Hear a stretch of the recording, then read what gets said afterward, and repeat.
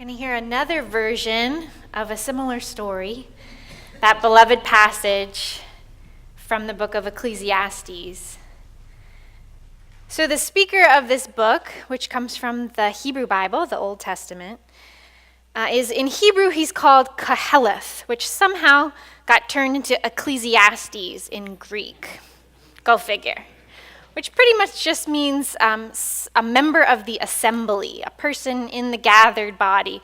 Sometimes it gets turned into like a preacher or a teacher, but we know it's a voice speaking to a gathered group of people. And this book of Ecclesiastes, people have lots of strong feelings about it. They either love it or they hate it. Scholars really disagree about what the tone is. Is it really life-affirming and charming, or is it sarcastic and skeptical? Is it life is short and then you die, a kind of like nihilism built into our tradition? Or is it this really contemplative rendering of the seasons and the rhythms of life? I don't know. Let's listen and decide for ourselves and let the poetry of it wash over us. From the book of Ecclesiastes, chapter 3. For everything there is a season, and a time for every matter under heaven. A time to be born and a time to die. A time to plant and a time to pluck up what is planted. A time to kill and a time to heal. A time to break down and a time to build up. A time to weep and a time to laugh. Great timing. A time to mourn and a time to dance. A time to throw away stones and a time to gather stones together. A time to embrace and a time to refrain from embracing. A time to seek and a time to lose. A time to keep and a time to throw away. A time to tear and a time to sow. A time to keep silence and a time to speak. A time to love and a time to hate. A time for war and a time for peace. What gain have the workers from their toil? I have seen the business that God has given to everyone to be busy with. He has made everything suitable for its time. Moreover, God has put a sense of past and future into their minds, yet they cannot find out what God has done from the beginning to the end. I know that there is nothing better for them than to be happy and enjoy themselves as long as they live. Moreover, it is God's gift that all should eat and drink and take pleasure in all their toil. Here ends the reading.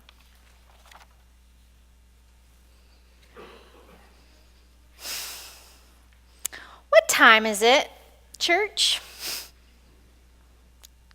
Well, in church time, the new year technically started back at the beginning of Advent. So in church time, let's see, it's the 8th day of Christmas. It's still Christmastide, not yet Epiphany.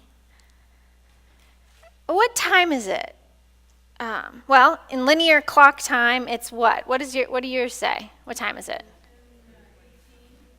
About 10:18, about 18 past. Anyone else? 10:23. Someone's a little ahead. That's good. We need that to balance ourselves out. Some of our cars, if we went out and checked, are set 10 or 15 minutes ahead in the hope that we'll get somewhere on time, unless we mentally subtract it and wind up late after all.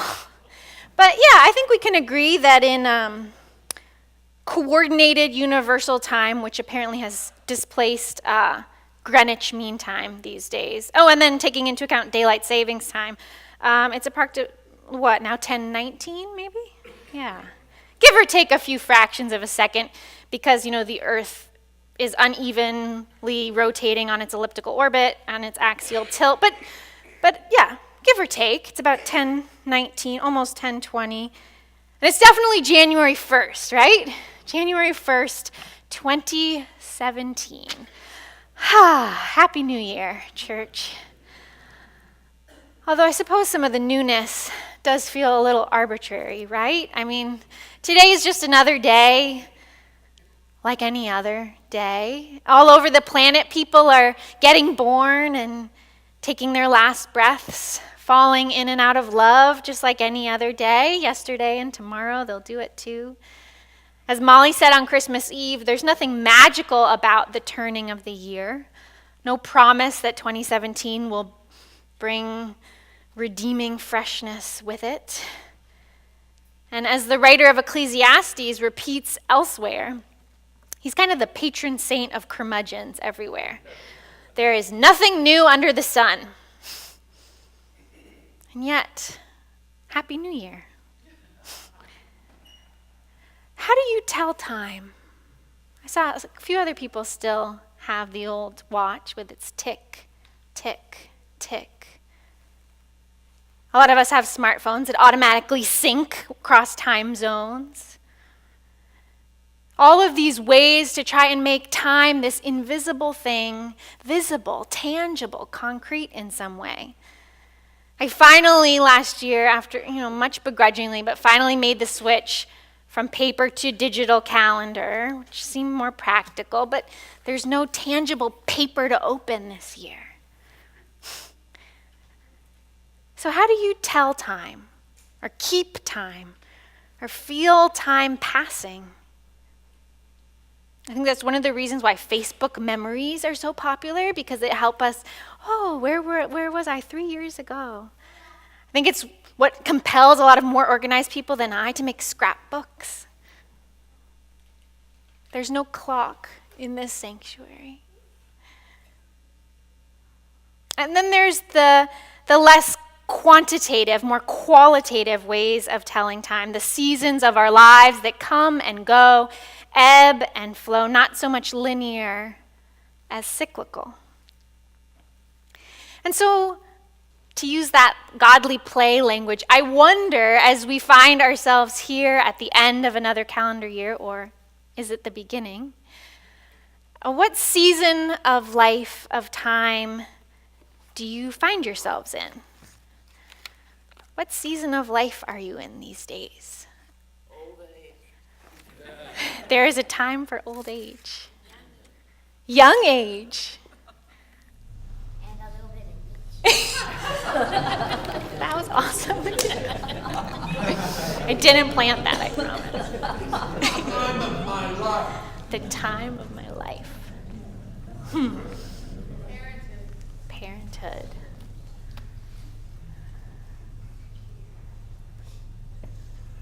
Time to be alive.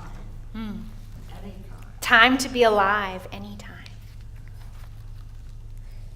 Some of us are in a season of growth spurts and backyard adventures, diaper changes, college applications. Some of us are in a season of caring for elderly parents or being cared for ourselves. Seasons of searching, seasons of new jobs, new homes, new loves, new aloneness, which isn't the same as loneliness, except when it is. Beloved, what season of life are you in? Just take a moment, even if you spoke aloud. Close your eyes. And if you're not sure what season of life to call it, that's okay too. Maybe you're in between seasons.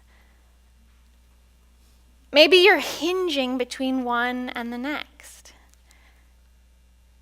You can open your eyes or close them at any time.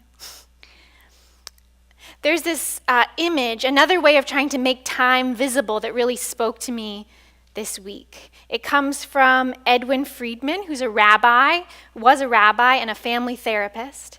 And he used this image of a hinge of time to describe life cycle events, like the ones described in the book of Ecclesiastes, being born and dying, coming together, pulling apart, coming of age.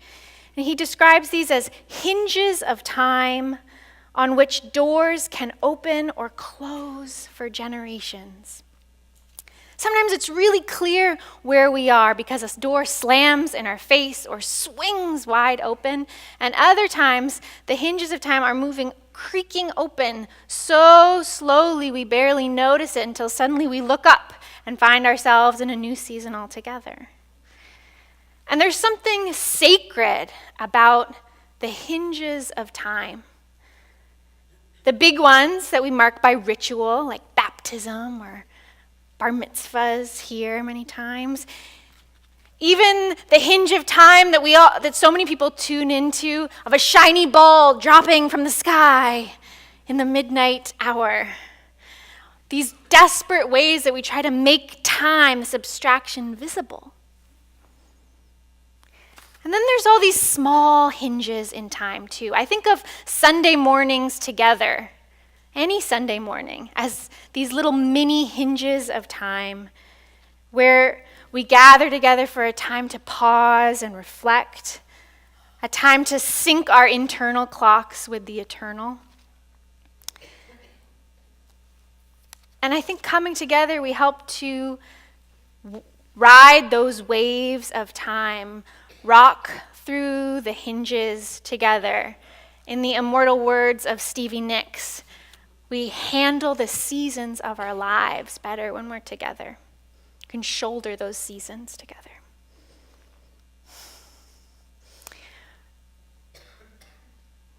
And time, is it endless or is it limited?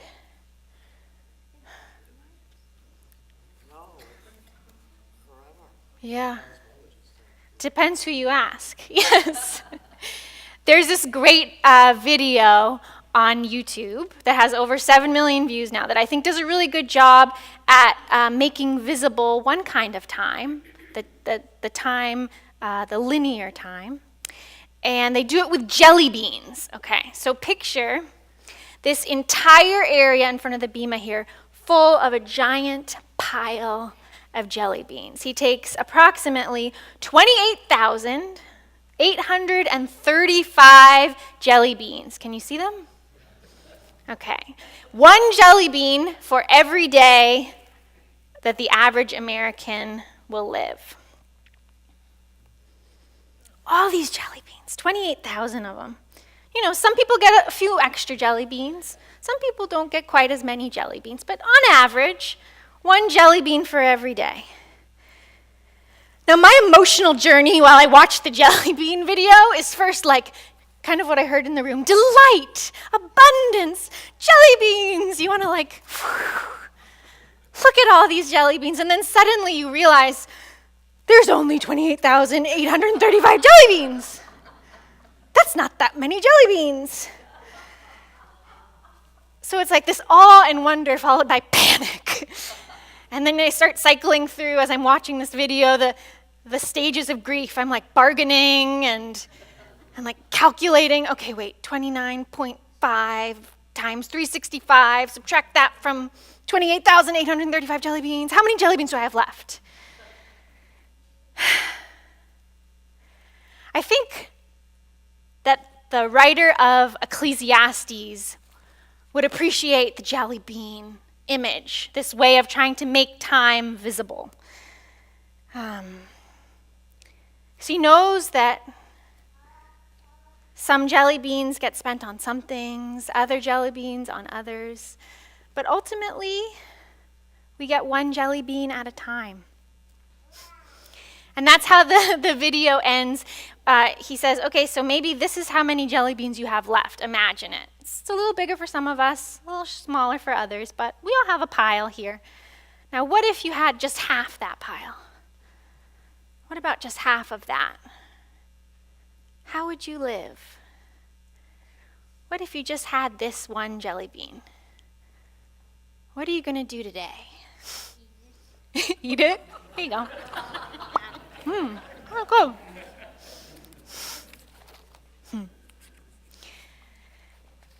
Is time endless or limited? Does time begin and end or cycle round and round? The ancient Greeks had another way of trying to make time visible or understandable. They had two words for time. Chronos time, which was like the word chronological time, the time of calendars and clocks and jelly beans and to-do lists and due dates, all that kind of stuff. The march of minutes. And then there's Kairos time. Kairos time is God's time. Time both fully in time and time out of time. It's like this golden light on Margie right now. It's like popping a jelly bean in a child's mouth. And in theology, the word kairos also means not only this sort of eternal time, but also the ripeness of time, a specific, special moment, the supreme moment, this decisive moment. We can get tomatoes now, any time of the year, anywhere in the world. But, they're kind of like tomatoes, but there's nothing like the perfectly ripe, midsummer, luscious tomato. Yeah, that's like a kairos moment right there. In South Africa during apartheid, a group of black theologians, mostly from the Soweto township, founded something called the Kairos document, calling on the divided church that now is the time to act. Now is the time to clarify your theology. The ripeness of time. And so as we're hinging into 2017, I wonder what Kairos moments 2017 will bring us. Where we will be invited to bite when the time is ripe. Sweet fruit that can, if we miss it, rot into something foul and dangerous.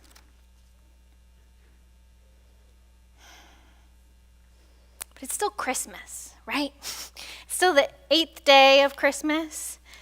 And at Christmas, we celebrate the incarnation, this perfectly ripe moment of time where God breaks the eternal into the temporal in the birth of Jesus, which Paul describes in a number of his letters as the fullness of time, that Jesus is born in the fullness of time. Another image that I love because it kind of makes me think of Mary in her fullness, in the fullness of her time, in the fullness of all cosmological time. Jesus is born in a body, in a perfect ripe moment. And so that birth of that baby is a hinge in history on which all else turns. There's another one of my favorite interpretations of the book of Ecclesiastes is that great song. Constance, would you help me sing? To everything, turn, turn. There is a season, turn, turn, turn.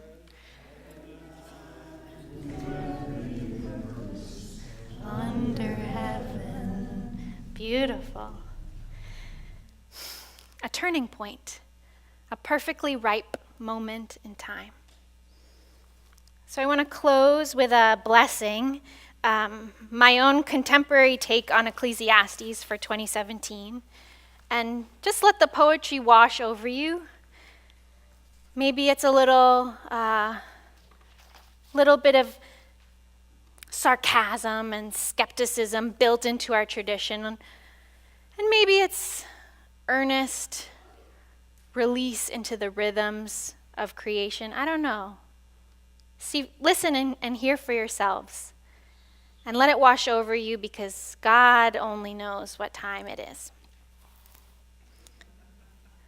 So Ecclesiastes for 2017. For everything there is a season and a time for every single thing this side of heaven.